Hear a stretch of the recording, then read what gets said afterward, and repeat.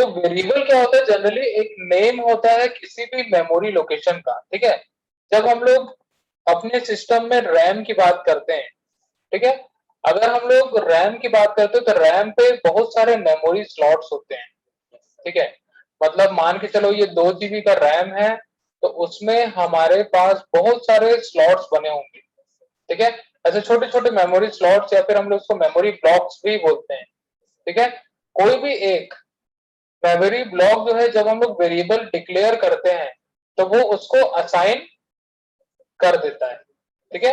मान के चलो मैंने एक वेरिएबल डिक्लेयर किया और वो वेरिएबल को कोई एक नाम रखा, ठीक है। जैसे मैंने नंबर के लिए मैंने नम नाम का एक क्या रख लिया, वेरिएबल रख लिया, ठीक है।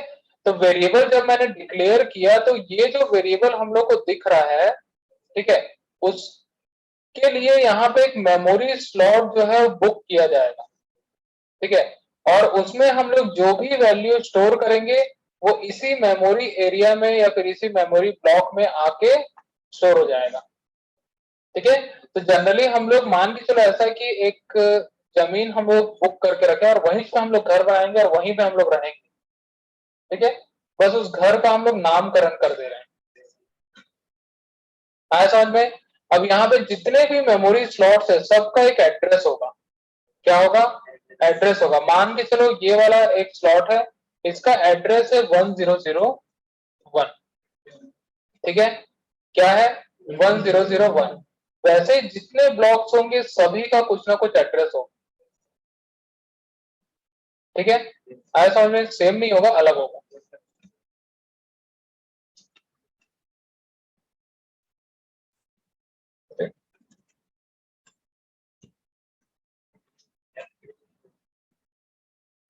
ठीक है, समझ में आया।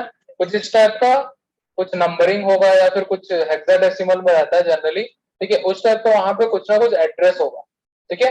अब ये 101 किसका एड्रेस है, मान लो कि ये वाले ब्लॉक का है, ठीक है, इस ब्लॉक का एड्रेस है, ठीक है। वैसे ही 102 किसका है, इस ब्लॉक का है, ठीक है। 103 किसका है, इसका है, ठीक है। 104 इसका है। तो इस प्रकार से अलग अलग मेमोरी ब्लॉक्स होंगे, ठीक है। इसी का हम लोग नाम रख देते हैं, तो उसको हम लोग क्या बोलते हैं, वेरिएबल्स बोलते हैं, ठीक है। वेरिएबल्स जनरली मेमोरी लोकेशन के नेम को बोलते हैं और वो किसी भी प्रकार के डेटा को स्टोर करने के लिए काम में आता है, ठीक है। It is used to store data, ठीक है। Its value can be changed and it can be reused many times. इसकी वैल्यूज हम लोग कभी भी चेंज कर सकते हैं, कहीं भी चेंज कर सकते हैं, ठीक है। और इस वेरिएबल को हम लोग जितने चाहे उतनी बार हम लोग यूज कर सकते हैं अपने प्रोग्राम, ठीक है। ऐसा जरूरी नहीं कि हमने एक बार वेरिएबल बनाया तो उसको एक ही बार यूज करेंगे, हम उस वेरिएबल को कितने बार भी यूज कर सकते हैं। क्लियर, समझ में आया। अब बताओ कि मेमोरी वेरिएबल क्या है। ओवरऑल सी प्रोग्रामिंग लैंग्वेज में 5 टाइप्स के वेरिएबल्स होते हैं, ठीक है। लेकिन इतना जानने की जरूरत नहीं है हम लोग को, ठीक है। जनरली हम लोग लोकल वेरिएबल, ग्लोबल वेरिएबल और स्टैटिक वेरिएबल, ठीक है, 3 वेरिएबल के बारे में हम लोग जानेंगे, ठीक है। तो सबसे पहले हम लोग बात करेंगे ग्लोबल वेरिएबल, ठीक है। अब ग्लोबल वेरिएबल जो होता है, ठीक है, अभी तक जो हम लोग वेरिएबल डिक्लेयर कर रहे हैं, ठीक है, वो एक प्रकार का ग्लोबल वेरिएबल, ठीक है, क्योंकि हम प्रोग्राम जो है वो हम लोग मेन फंक्शन में बना रहे हैं। कैसे बना रहे हैं, मेन फंक्शन के अंदर ही सारी वेरिएबल डिक्लेरेशन हम लोग करते हैं, ठीक है। तो वो एक प्रकार का ग्लोबल वेरिएबल हो सकता है, लेकिन वो मेन के लिए लोकल वेरिएबल हो, ठीक है। अब यहाँ पे दो टाइप के वेरिएबल है। जिस वेरिएबल को हम लोग फंक्शन के बाहर में डिक्लेयर करते हैं, ठीक है। जैसे मैं यहाँ पे एक एग्जांपल देता हूं, जैसे मैंने यहाँ पे लिखा void main, ठीक है, ये मेन फंक्शन है, ठीक है। मैंने एक फंक्शन और यहाँ पे बनाया, ठीक है, void display, ठीक है। ऐसा मैंने एक फंक्शन और बना लिया, ये एक प्रकार का यूजर डिफाइंड फंक्शन है, ठीक है। दो फंक्शन है, ठीक है, void main जो हम लोग लिखते हैं, ठीक है। एक फंक्शन मैंने और बनाया वॉइड डिस्प्ले, ठीक है। जिस प्रकार का मेन फंक्शन है सेम वैसी फंक्शन है ये भी, ठीक है। अब मैंने इस फंक्शन में मान के चलो एक वेरिएबल बनाया इंट ए, ठीक है। मैंने इस वेरिएबल पे सॉरी इस फंक्शन में एक वेरिएबल बनाया इंट ए, ठीक है।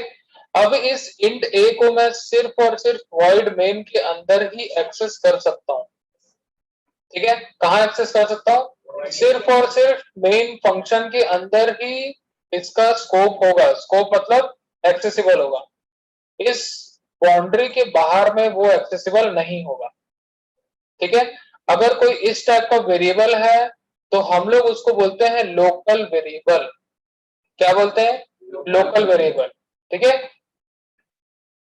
कोई ऐसा वेरिएबल जिसको हम लोग किसी फंक्शन के अंदर में डिक्लेयर कर रहे हैं, ठीक है, और वहीं पे उसको एक्सेस कर रहे हैं, तो उस टाइप का वेरिएबल को हम लोग बोलेंगे लोकल वेरिएबल। क्या बोलेंगे? लोकल वेरिएबल, ठीक है। तो ये किस टाइप का वेरिएबल है? Local variable.